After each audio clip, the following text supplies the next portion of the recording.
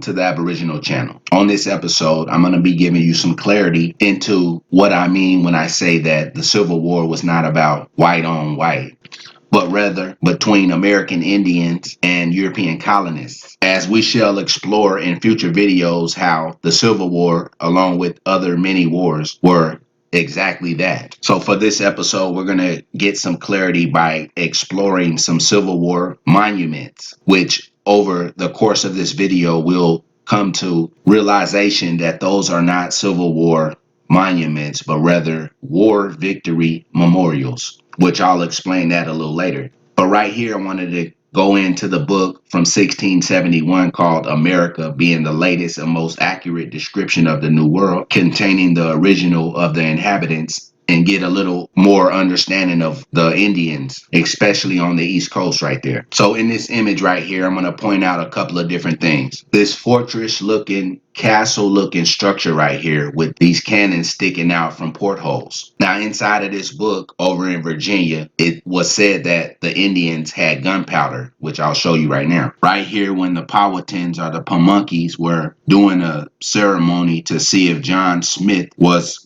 going to be a positive or a negative, it says that they gave him a bag of gunpowder. And in the previous video, I talked about how the Indians had developed iron, from which they made railroad tracks, locomotives, and presumably right here, cannons. And if you make cannons, you make cannonballs, and they had gunpowder. But on a side note, I want to say that in a previous video, I talked about Crispus Attucks and the situation that went down right there in Boston, and how the British were surrounded at the commencement of the incident by 300 to 400 people. Now we know that on the face of that, it said that there were 2,000 British soldiers and 16,000 colonists right there. And we know that the colonists don't come out 300 to 400. They all come out by the thousands when it's an issue.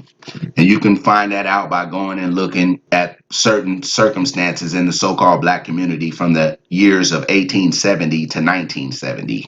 So within that incident, that further correlates that those were Indian warriors that showed up to defend Eric Garrett, who had got hit in the head with a musket. Now, his name came back to Mighty Warrior and also Spear Rule. And inside of this image right here in this book, you see these long spears, because Indians had short clubs for close distance combat. They had these long spears for mid-range combat, and they had bows and arrows for long distance combat. But right here in this book, right before they did the ceremony with John Smith, it says that the relation of Captain Smith's being taken prisoner by Powhatan and of him being delivered from death by his daughter Pocahontas, said the savages, having drawn from one George Coffin whether Captain Smith was gone, prosecuting that opportunity, they followed him with 300 bowmen, conducted by the king of Pamunkey, who, in divisions, searching the turnings of the river, found 2 of his men by the fireside, whom they shot full of arrows and slew. And I just read that right there to show how 300 bowmen came to handle business on people coming to invade their land.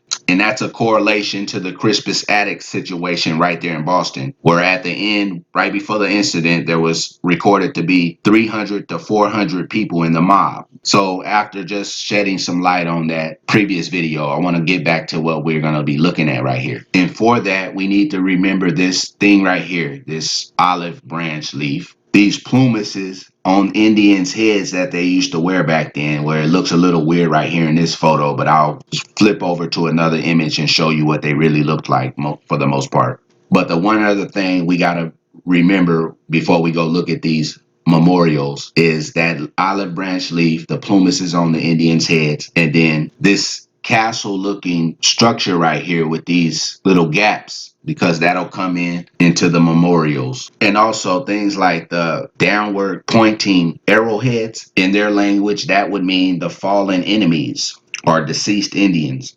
And on a side note, I just wanted to show you this monument they have in Arkansas at a place called Fort Smith. They have 5 1,100-pound arrows going into the ground. And this is a monument called War Paint. Now, here's an American Indian or a Western Hemisphere Aboriginal. But right here on his head is the plumaces. You see it's like a big feather that kind of hangs over, it kind of bends at the top. Here's another Aboriginal right here, but as you can see, you see these big plumaces kind of folding over a little bit. And that's one of the things that will come up when we looking at these war victory memorials. The first monument is called Monument Cove. It's in Bar Harbor in Maine. And this is how it looks. Now, this is the monument. It says Defenders of the Union. It's this guy right here. But right here you see this castle-like structure with pillars. He's standing on it. Okay. It also has an upside down star right there. That upside down star is equivalent to those upside down arrowheads. Now, this is symbology that is part of these people's ideology, which was also part of the American Indian ideology as well, because they had monuments like Yamakuta in Georgia. This is a monument that's in Grainsville, Confederate. But right here, you see the castle like or fortification like design right here that he's standing on. This is a so-called Civil War monument in Springfield, Massachusetts. Now you see this olive branch right here, and then you see these plumaces hanging over. So him standing up there is a symbol of victory. These plumaces and this branch is a symbol of who he was or is victorious over. Now, this is a Civil War monument in North Carolina. And the correlation here is you see these steps like that right there in Veracruz. They have the monument or the temple right here. And it has the steps. You see the steps? That's all Western Hemisphere culture. So inside of this one, there would have been the person's name or the people of a group or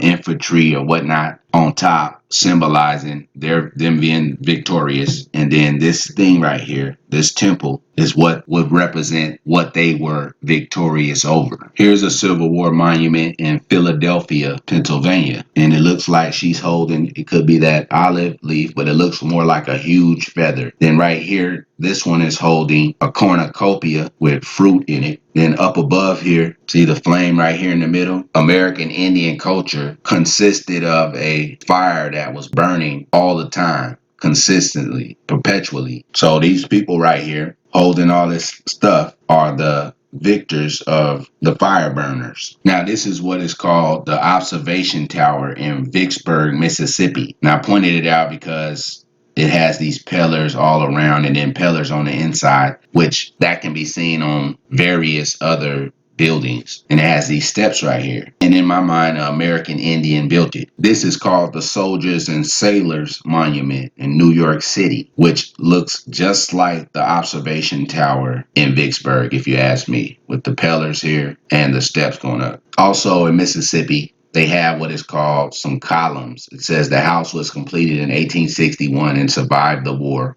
between the states, only to be destroyed by fire in 1890. This is how they look a little closer. It's called the Windsor Ruins in Mississippi. And see these columns right here? In the previous video, we looked at the Civil War destruction images, and we seen some little so-called black, so-called Indian kids sitting at the bottom of a semi-destructed, big, huge pillar. And in my mind, the so-called black folks that lived there before the things were destructed built that column. As we see, those columns are so-called pillars in many other examples correlated. And here's a monument, Civil War monument of the Confederate dead in North Carolina, sitting at the top of a mound. Another Civil War monument in North Carolina on top of a replica temple. It's another Civil War monument sitting on top of a platform mound. This monument's in Goldsboro, North Carolina, sitting on top of a mound. Remember, this man up here means victory, and this mound means who he's victorious over. This monument is in Savannah, Georgia, and it's on a platform mound. And right up here, you can see two feathers crossed. This is called Mount Olive Confederate Memorial Hall. And as you can see how it's built, see these little indentions right here, all this, and how it's built inside of the ground or in a mound, that's Indian. Now here's one very interesting monument called Bill Post Monument. It was built in 1907. And as you can see, it looks like a castle. And it's in a major mound village, as you can see right here. Through the history books, which has all been a lie. So therefore, If it's a lie, then what's the truth? If it's a lie,